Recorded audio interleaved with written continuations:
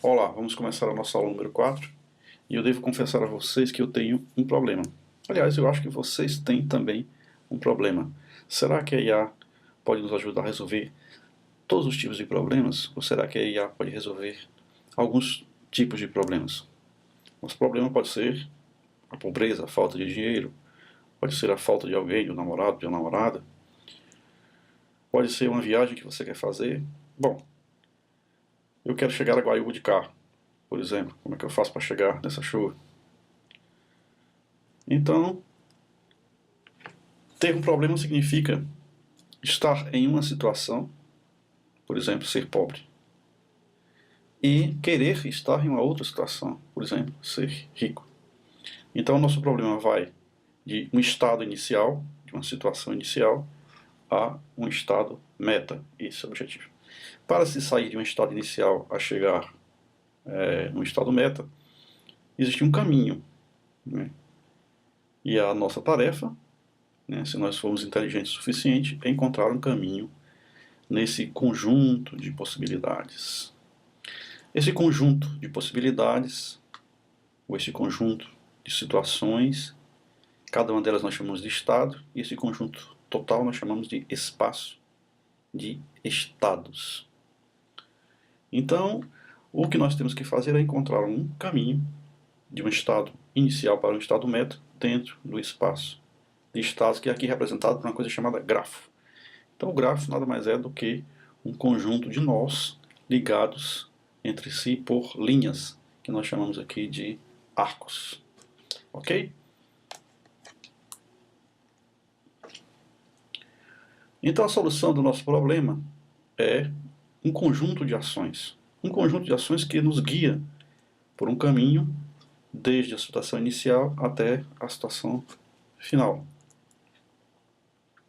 Acontece que esses problemas eles podem variar na sua natureza.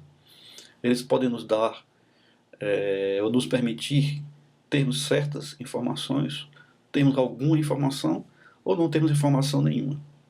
Imagine que você está, ou que você acabou de comprar, um aspirador de pó robótico. Já existe à venda no mercado, você pode ir na loja e comprar. Esse aqui é uma fotografia de um deles. Você tem aqui uma sala dividida em dois espaços e você joga o seu aspirador de pó robótico nessa sala com o objetivo de deixar a sala limpa. Esse problema pode ser encarado da seguinte forma. Ele pode ser encarado como um problema completamente observável. Nesse caso, o robô tem sensores suficientes para dizer onde ele está e a situação de cada localização onde ele se encontra, ou mesmo na localização integral, desculpe. Então, o robô tem sensores suficientes para saber que no quadrado A, por exemplo, está limpo, que no quadrado B está sujo. Além disso, ele sabe que atualmente ele está no quadrado A. Então, se ele tem todas essas informações, ele tem um estado único, uma informação única sobre tudo. Basicamente, o que ele tem que fazer é se deslocar no caminho de solucionar esse problema, ou simplesmente aplicar a regra básica de solução do problema. No caso, seria direita, ir para a direita e aspirar. Esse é um quadrado que está sujo. Então, lembrando, problema de estado único, um problema onde o ambiente é completamente observável. Eu sei exatamente o que está acontecendo e eu aplico simplesmente as regras de solução desse problema, ou as ações que me levem do caminho estado inicial a um caminho estado final, que seria o estado final seria os dois quadrados limpos. Mas eu posso ter um aspirador que não seja tão inteligente assim. Ele não sabe nada, ele não sabe nem sequer onde ele está, nem sabe a situação do ambiente que ele vai trabalhar. Então, o que ele tem que fazer? Ele tem que tomar atitudes para que, mesmo sem saber onde está e mesmo sem saber como está o ambiente, ele possa deixar o ambiente na situação meta, ou seja, ele forçar-se a promover a solução do problema. Então, nesse caso aqui, ele não tem nenhuma informação a priori, mas se ele for para a direita e limpar, ele vai manter esse quadrado limpo. Por quê? Porque se ele estiver à esquerda e for para a direita, ele vai para a direita e vai lá limpar. Se ele já estiver à direita e for para a direita, ele não vai conseguir porque a parede não deixa. Ele vai continuar do lado direito. Então, ir para a direita significa estar finalmente no quadrado da direita. A seguir ele limpa. Pronto, limpou, então o quadrado da direita está limpo. A seguir ele vai para a esquerda, porque agora, a partir da primeira ação, ele sabe que não tem jeito, ele estará sempre do lado direito. Então a segunda ação é esquerda e também limpar. Assim ele atinge o objetivo. O moral da história é que Mesmo que você não conheça o problema que você vai enfrentar, algumas ações podem contorná-lo. Outra possibilidade é você ter um ambiente parcialmente observável. Tipo, você até sabe que existem os dois quadrados, mas a situação deles pode variar de forma inesperada.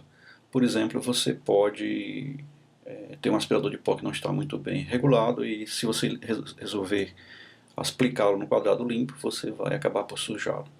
Então não é interessante que você atue sobre o ambiente que já esteja limpo. Então você cria uma política. E esse problema é chamado problema de contingência, ou parcialmente observável. Você cria uma política. A política é se sujo limpar, você aplica uma regra. Então ele tem um sensor de sujeira e ele é capaz de saber se está sujo. E sabendo se está sujo ele vai limpar, mas essa sujeira pode se dar de forma inesperada. Quais são os componentes de um problema? Os componentes de um problema são, portanto, para essa abordagem, são o estado inicial. Nós temos uma situação inicial, eu estou aqui. Né? Na língua portuguesa nós diferenciamos o ser do estar, mas esse estar aqui pode ser aqui ou estar aqui, dependendo do que você está falando. Você tem um estado inicial, você tem um estado meta, você tem um teste para verificar se você chegou no estado meta ou não, chamado teste de meta. Você tem uma função que vai dizer para onde você vai a partir do estado que você esteja. Essa é chamada função sucessor. Então a função sucessor diz, olha, eu estou nesse estado, A, B, C, D, aplico a função e do estado A eu posso passar para o estado B, C, D ou E, por exemplo. Então eu posso ir de um estado A para outro estado B, aplicando a função sucessora. É uma função de transformação de estado, uma função de mudança de estado. Ela pode ser implementada com outros nomes, então nós estamos falando aqui em termos conceituais. Na implementação você pode dar o nome que você quiser, desde que ela seja uma função transformadora ou uma função que promova a mudança de estado. Obviamente, para cada mudança existe um custo. Então, o fator custo também é colocado dentro do rol dos componentes de um problema. O custo pode ser, por exemplo, o custo financeiro, mas isso não significa que será sempre algo que possa ser colocado de forma financeira. Pode ser, por exemplo, a distância rodoviária entre dois pontos, pode ser o número de movimentos, pode ser a quantidade de expressões que você teve que avaliar ou analisar, o esforço computacional, o tempo. Então, o custo pode ser medido de diversas formas. Estes são, portanto, os componentes do problema. Estamos, então, diante de um problema que pode ser resolvido por uma coisa chamada busca. Então, busca nada mais é do que você se deslocar no espaço de estados em busca da solução ou do estado meta. A pergunta é, quem guiará os meus passos? Quem vai guiar o processo de mudança de um estado A para o estado B? Então a busca, nós podemos separar em dois grandes grupos. A busca cega, né? Eu fiz uma brincadeira aqui, chamei ela de cega de guia, quer dizer, é uma busca que eu não uso nenhuma informação adicional para me deslocar dentro do espaço de estados. Eu uso apenas as informações próprias do problema. Essa busca cega, ela pode ser dividida em dois grandes grupos, a busca em largura e a busca em profundidade. A busca em largura, em inglês o termo é Breadth First Search. É importante dizer o termo em inglês para quando você procurar na literatura você utilizar esse termo que é bastante comum. Então a busca em largura é aquela em que eu me desloco no meu espaço de estados construindo a partir de um estado inicial, nós vamos chamar aqui de A, eu vou construindo uma espécie de árvore de busca, ou grafo de busca, dependendo da situação, e eu vou iniciar a minha busca por um estado inicial, e vou percorrer todos os nós mais próximos do estado inicial, para depois eu me deslocar pelos nós mais distantes do estado inicial.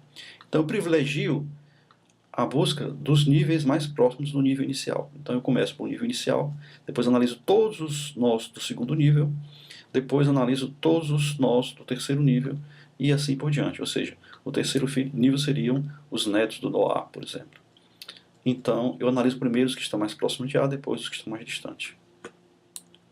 Ao contrário da busca em profundidade, Depth First Search, onde eu analiso primeiro um ramo integral da minha árvore de busca. Então eu começo no estado A, verifico o estado próximo do A, o primeiro estado próximo do A que eu encontro, o B, por exemplo. Verifico o primeiro estado mais próximo do B, o F, e vou assim até não ter mais nós a avaliar. Quando eu não tenho mais nós para avaliar, é que eu volto e tento o próximo nó ainda na maior profundidade possível, ou seja, na maior distância possível do nó inicial. Se esse nó não for meta, eu retorno e reinicio também na profundidade máxima e vou me aprofundando. E isso significa que a ordem de análise do nó será primeiro A, depois B, depois F, depois G, depois C, porque se o G não for nota, eu retorno a minha busca e venho até o C. Depois H, D, I, E, J e K. Então eu vou privilegiar os ramos em profundidade da minha árvore, do meu grafo de busca, e vou deixar para analisar os outros mais próximos depois. Então, dependendo da ordem com que eu analiso os nós do meu grafo, ou da minha árvore, que eu posso chamar também de vértices, nós ou vértices, eu vou usar essa palavra intercambiavelmente. Então, na minha árvore que eu tenho desenhado aqui, eu tenho os nós, ou vértices, como queiram, e eu tenho os nós mais próximos ligados a são os filhos do nó A, os nós mais próximos ligados a cada um deles, por sua vez, são os filhos de cada um desses nós. Então, nessa forma de desenhar aqui o seu espaço de estados, nós temos aí o conceito de níveis, ou seja, os filhos de A formam um primeiro nível, os netos de A formam um segundo nível, e assim por diante. Então, a busca em largura é uma busca em níveis, a busca em profundidade é uma busca em ramos da árvore. Então, que isso fique bem claro, são duas formas diferentes de eu fazer buscas e tentar encontrar a solução do problema. O algoritmo geral para a busca em árvore é mais ou menos esse aqui. Nós temos uma função busca em árvore. Para essa função nós temos um problema que foi formalizado naqueles componentes que nós acabamos de ver. Nós temos uma estrutura de dados bem particular que eu vou chamar aqui de borda. Essa estrutura de dados era utilizada para o controle da evolução dos nós da minha árvore ou do meu grafo. Então a função busca em árvore ela é muito simples. Ela simplesmente consiste em, primeiro, criar essa estrutura de dados, que é a borda, e colocar nessa estrutura de dados o estado inicial. O estado inicial do problema é convertido em um nó da árvore. Então você usa uma espécie de abstração, você cria uma estrutura de dados, e essa estrutura de dados você insere na borda. Essa borda por si mesma é uma outra estrutura de dados que vai conter o vértice ou o nó inicial, e a seguir você entra num laço infinito, que isso pode acabar de duas formas. Eu falo laço infinito, mas obviamente nenhum laço é infinito. Ele ficaria teoricamente para sempre nesse laço, mas ele vai ter duas condições de parada. A primeira condição é se a borda, essa estrutura aqui, estiver vazia. Se essa borda em algum momento for vazia, ocorreu uma falha na busca, nós não encontramos uma solução.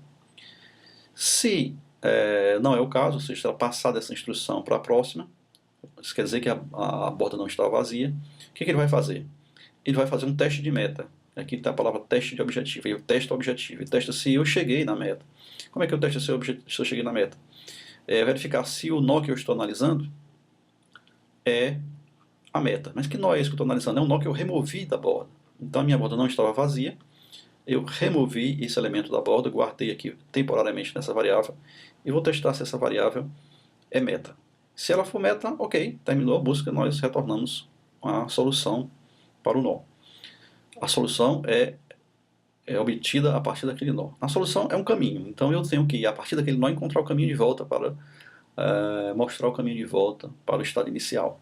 Isso aí é um problema para alguns tipos de busca. Nós vamos ver daqui a pouco que a busca em largura ou em profundidade podem facilitar ou dificultar a expressão desse caminho de volta.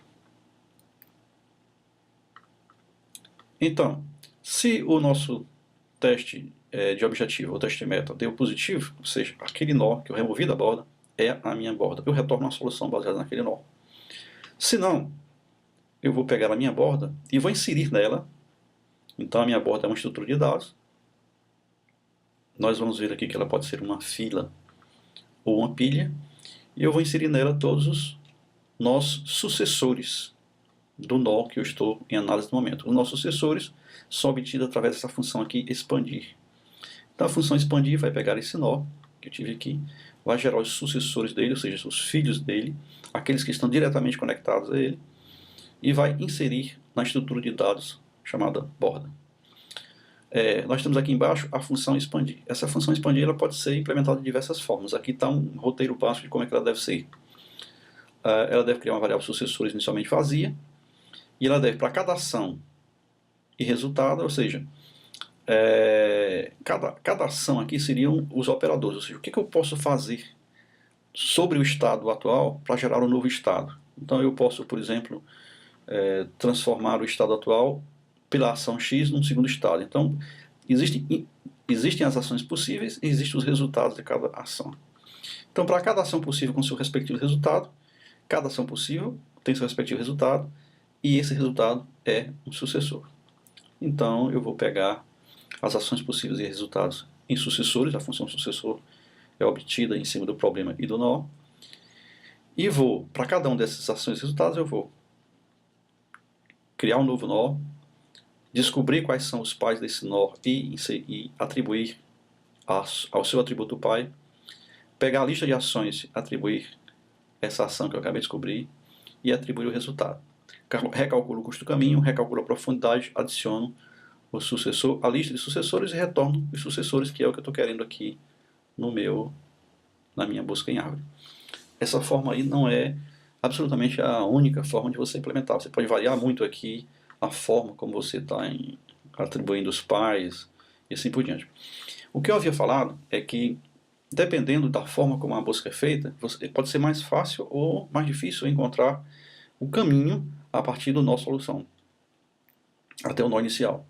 Bom, se for uma busca em profundidade, esse caminho do nó encontrado como meta até o nó inicial é contido automaticamente na pilha, na estrutura de dados. Então eu não tenho que fazer nada demais, só imprimir o conteúdo da pilha, ou seja, da borda, no caso, que ele já terá o caminho. No caso da busca em largura, isso não é tão simples assim. Eu tenho que manter uma referência para o pai do nó que eu encontrei como meta. E tendo essa referência dele para o pai dele, e sucessivamente eu posso reencontrar o caminho de volta até a origem. Então, uma forma é manter uma lista encadeada dos nós que eu vou gerando, de forma que eu consiga recuperar os pais de cada um dos nós. Ou simplesmente manter os nós como uma estrutura de dados, onde cada uma delas tem um pai. Então, é mais ou menos isso que ele faz aqui. Eu mantendo essa estrutura de dados, eu posso, a partir do nó solução, encontrar o caminho de volta até o nó pai. Nós vamos ver que a nossa implementação aqui foi um pouquinho diferente dessas duas que nós estamos propondo aqui, e a gente vai discutir na hora que eu estiver mostrando o código. Na realidade, nós criamos alguns caminhos diferentes. Vamos ver daqui a pouco como é que isso foi feito. Então nós falamos que o algoritmo de busca, que nós vamos chamar aqui busca em árvore, a árvore se distingue do grafo por ter um caminho único entre dois nós. Então, entre C e D, por exemplo, eu tenho um caminho único. Entre D e X, eu tenho um caminho único. Então, se entre dois nós quaisquer eu tiver sempre um caminho único, eu estou diante de uma árvore, senão eu estou diante de um gráfico.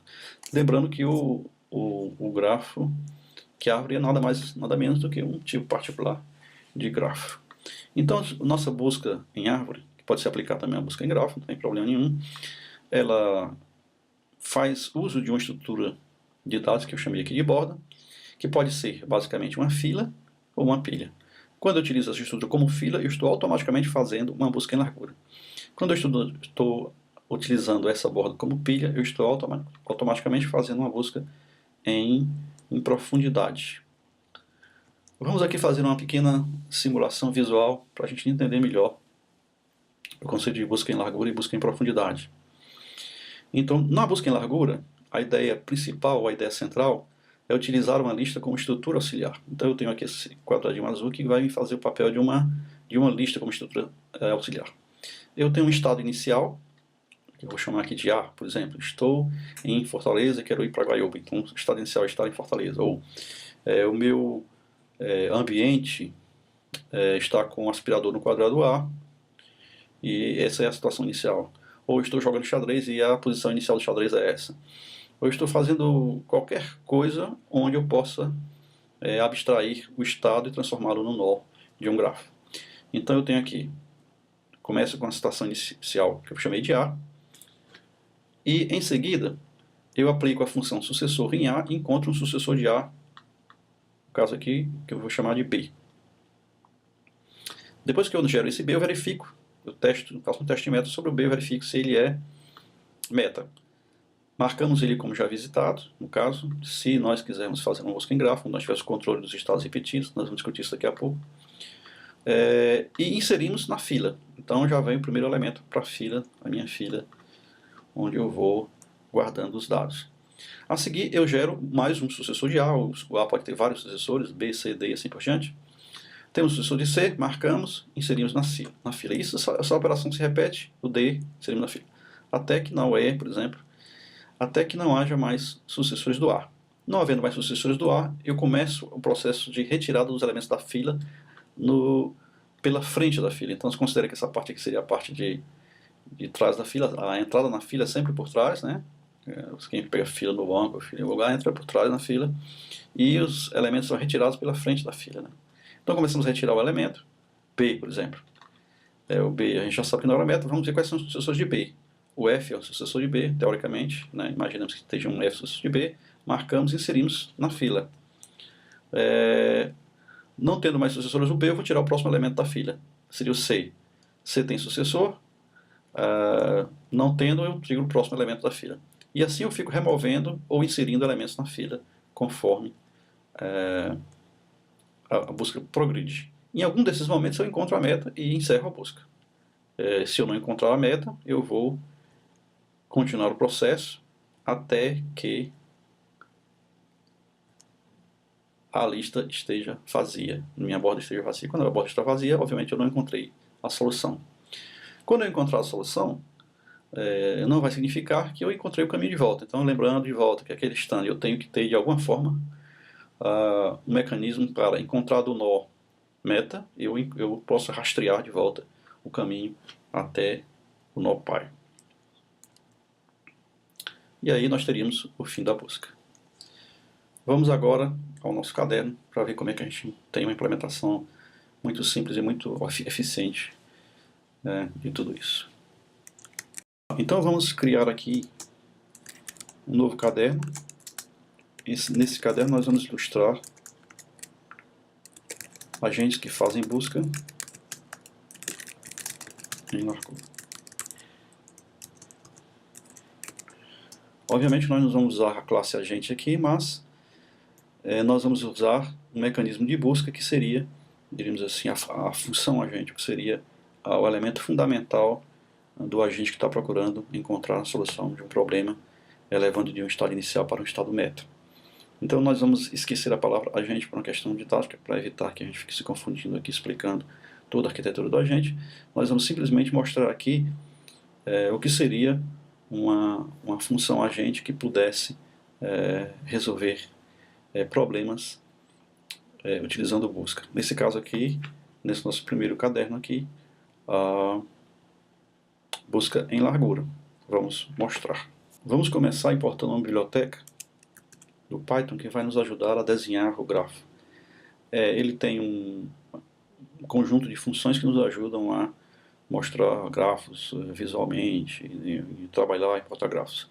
Nós não gostamos muito de utilizar essas bibliotecas porque elas nos impedem de entender o que está realmente acontecendo. É muito fácil ficar simplesmente apertando o botão. Nós não vamos ficar isso, mas nós vamos usar essa biblioteca aqui rapidamente para nos ajudar a imprimir o gráfico que nós vamos criar. A classe vértice vai ter uma função construtora que vai guardar um valor, um caractere ou uma string que nós vamos chamar de rótulo. Ela vai ter uma função aqui que é a sobrecarga de operador. Dê uma olhada sobre isso, como é que você faz sobrecarga de operadores em Python. Na realidade eu quero utilizar essa função para comparar um vértice com outro. Ela vai ter essa função que já é conhecida nossa, que ela vai simplesmente criar um mecanismo de representação visual do vértice, e a tabela hash que é necessária para a biblioteca Graphics. Nós criamos aqui uma função hash que vai simplesmente criar um número inteiro associado a essa string, ou seja, o hash do número, para que a gente possa fornecer a essa classe. Foi uma exigência da classe, sem grandes problemas. Então o que nós queremos aqui é simplesmente criar uma classe vértice que será, na realidade, o nó do nosso grafo, da nossa árvore, que nós vamos construir no processo de busca. Vamos executar aqui. A gente pode até fazer alguns testes, tipo x igual a vértice.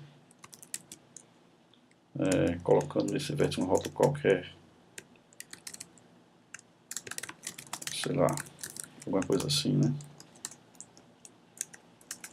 E se nós mandarmos imprimir novamente,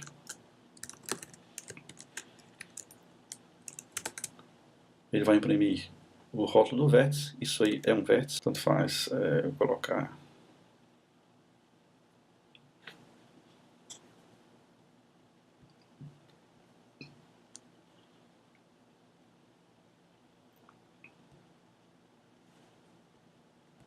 bom, é isso.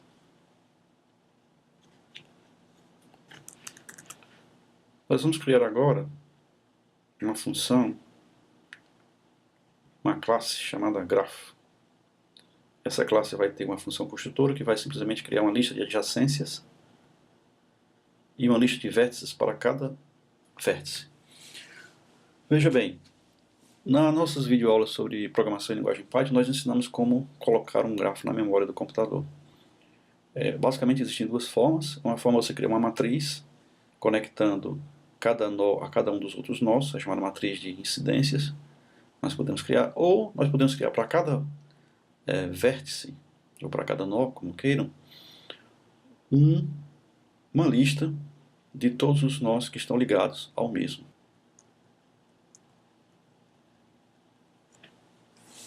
Então, por exemplo, se nós quiséssemos colocar esse desenho, esse grafo aqui, na memória do nosso computador, nós teríamos que colocar um vértice A, o nó A, depois nós colocaríamos o nó B como sendo adjacente a A, o nó C adjacente a A, o D adjacente, o E adjacente a A. Então, o que seriam os nós adjacentes a A, ligados a A, B, C, D e E, né?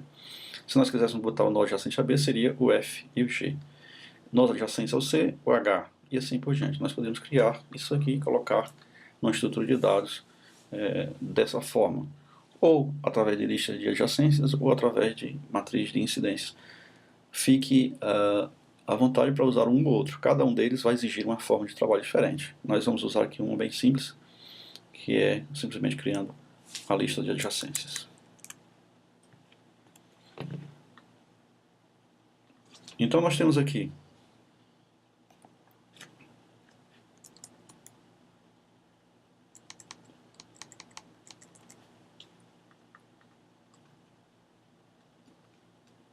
a nossa classe graph. A nossa classe graph vai ter uma lista de adjacentes, e a lista de adjacências, que são as listas de todos os nós com os seus respectivos nós filhos ou adjacentes, nós podemos chamar assim. Isso será criado utilizando um mecanismo do Python chamado dicionário. Então, mais uma vez, para aqueles que não sabem Python, dá uma olhadinha na estrutura de dados dicionário que o Python cria, que vai nos dar uma certa facilidade na implementação, vai nos deixar a coisa mais fácil aqui. Bom, a seguir eu crio uma lista de vértices. A lista de vértices eu crio outra estrutura de Python chamada set. O set é um conjunto, uma lista em Python que não admite repetições. Isso é muito útil para a gente, porque quando nós formos adicionar um vértice, nós não queremos que esse vértice seja adicionado mais de uma vez. Então, nós criamos aqui para o nosso classe gráfico nada mais é do que uma lista adjacente, ou seja, quais são os nós, vértices, vamos dizer assim, e que vértices eles estão ligados a quem. E uma lista de vértices, são os vértices que estão no nosso gráfico. Bom, aqui nós temos uma função adiciona vértice, simplesmente para adicionar um determinado vértice com determinado rótulo ao meu grafo.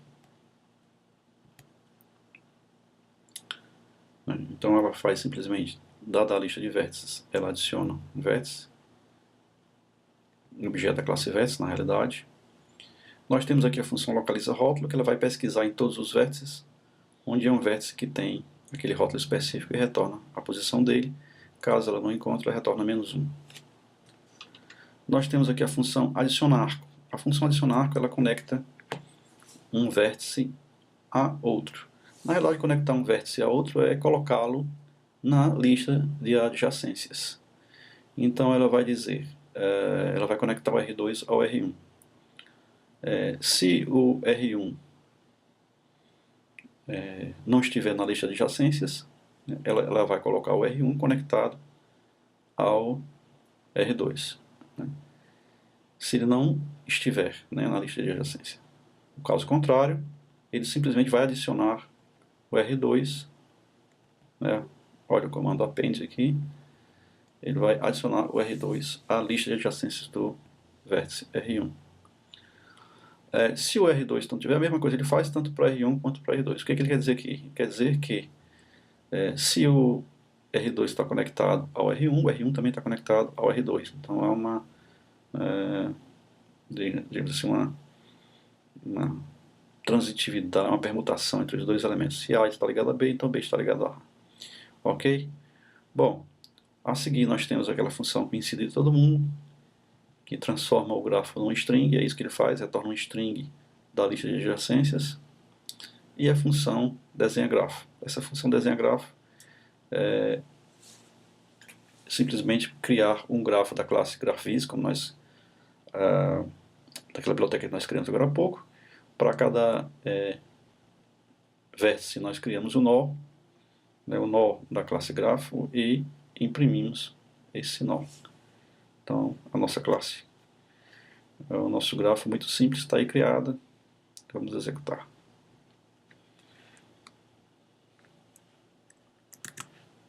Nós acrescentamos um grafo aqui com a região metropolitana de Fortaleza. Adicionamos um vértice para algumas das cidades próximas, tipo a própria cidade de Fortaleza, a cidade próxima Calcaia, a cidade de Maracanaú. Cada um deles vai ser um nó do nosso grafo, ou um vértice como queira. A cidade de Guaiúba, a cidade de Taitinga, a cidade de Eusébio, São Gonçalo, Pentecoste, Maranguape, Horizonte, Maracanaú. Aqui está duas vezes, né? Vamos tirar aqui.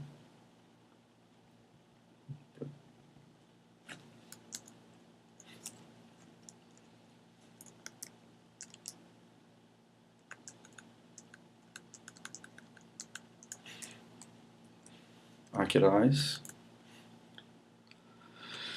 Bom, depois que nós adicionarmos os vértices, nós vamos adicionar os arcos com as cidades adjacentes, tipo Fortaleza, Calcaia, Fortaleza, ou seja, existe a conexão direta de Fortaleza para Calcaia, existe a conexão de Fortaleza para Maracanaú, para Pacatu, para Itaitinga e para Eusébio. Mas existe também conexões de Calcaia para São Gonçalo, de Calcaia para Pentecoste, Calcaia para Maranguape, são cidades vizinhas. Existe conexão de Maracanaú para Maranguape, Maracanaú para Pacatuba, Pacatuba para Guaiúba, Itaitinga para Aquiraz, Itaitinga para Horizonte e Eusébio para Aquiraz. E agora vamos desenhar o grafo.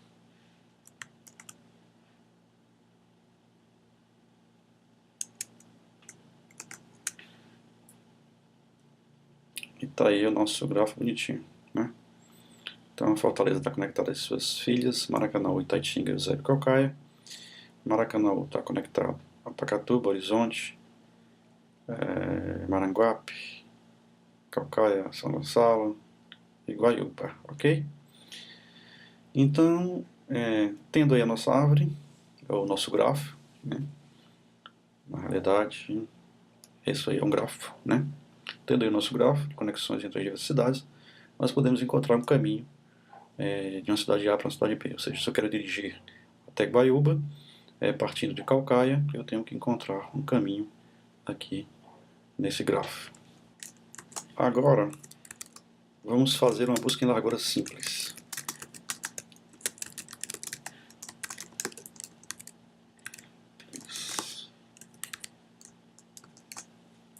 Né?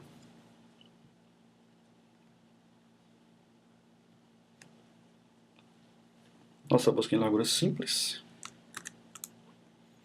ela vai funcionar da seguinte forma. Chamei aqui minha funçãozinha de BFS, ela vai receber um grafo, vai receber o início e a meta. Conforme nós mostramos no algoritmo, tudo começa por criar uma borda.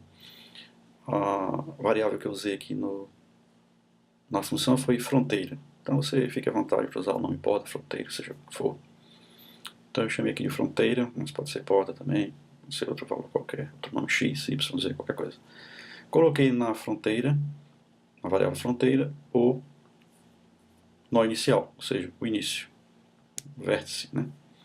Então eu fiz um laço enquanto a fronteira não estiver vazia, é isso que o laço diz, quando a fronteira estiver vazia, o laço vai dar falso, e aí o laço é interrompido.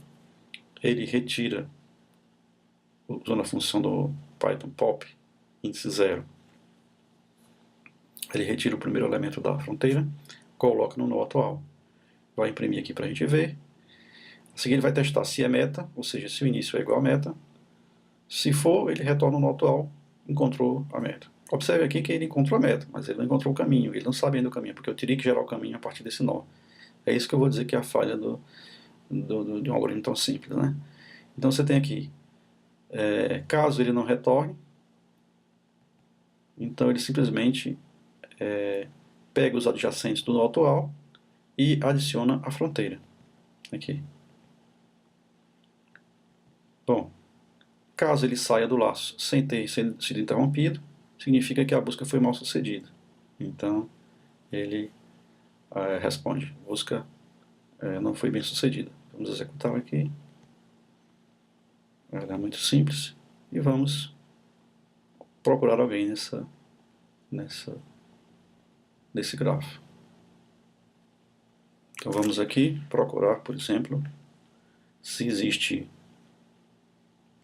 a cidade de Guaiúba. Na realidade nós vamos procurar, partindo de Fortaleza, nós vamos procurar a cidade de Guaiúba. Vamos ver como é que isso acontece.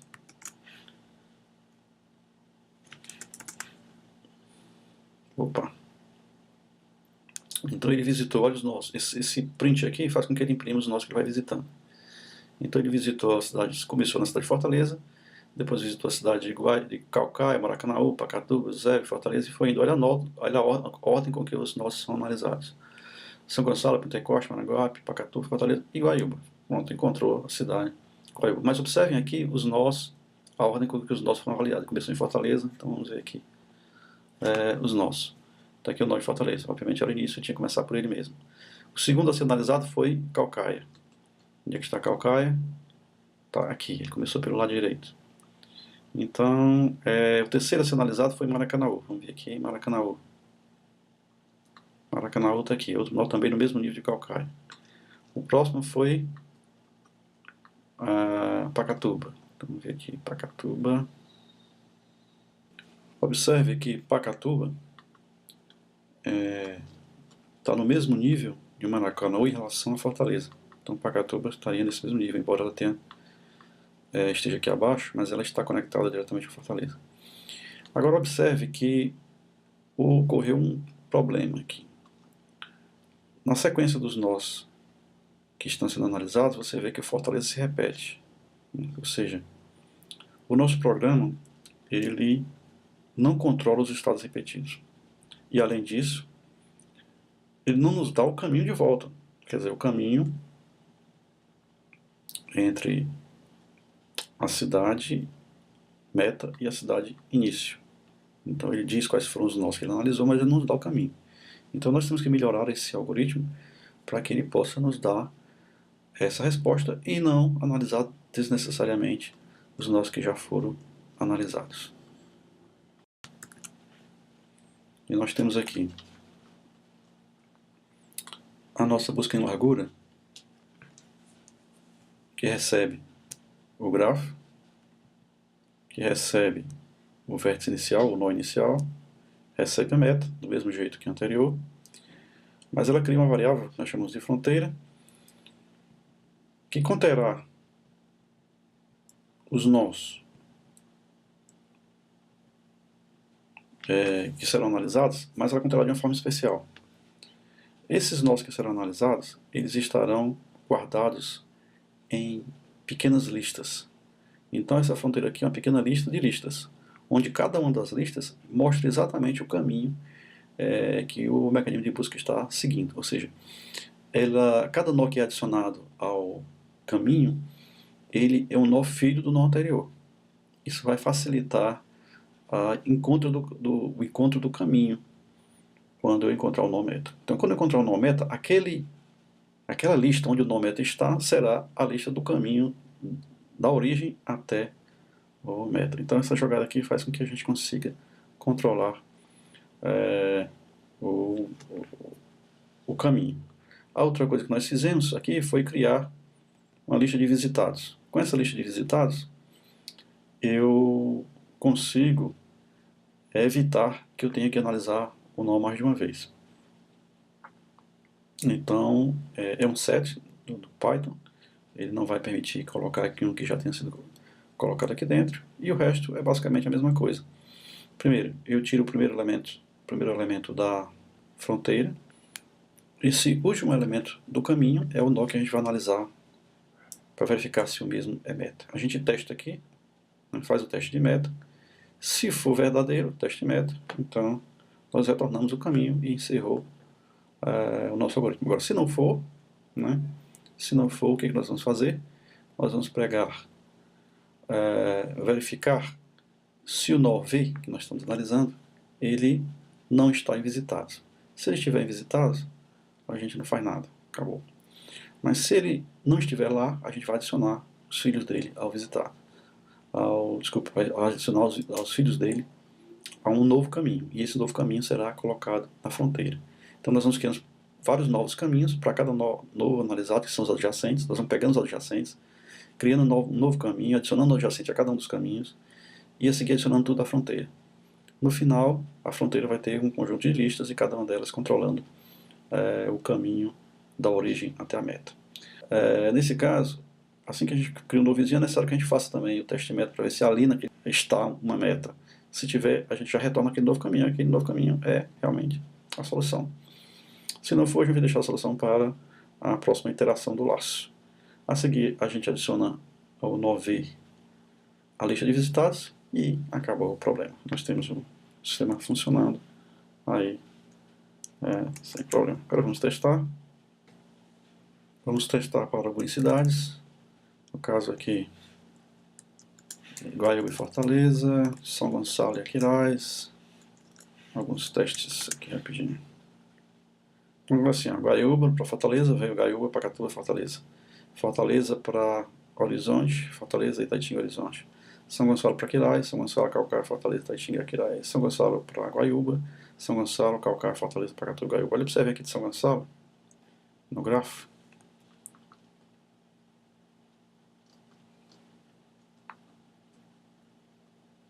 O caminho do São Gonçalo. Então, São Gonçalo, ele vem para Calcaia, depois vai para Fortaleza, depois para Catuba e Guaiúba. Então, São Gonçalo para Guaiúba é um caminho já mais interessante.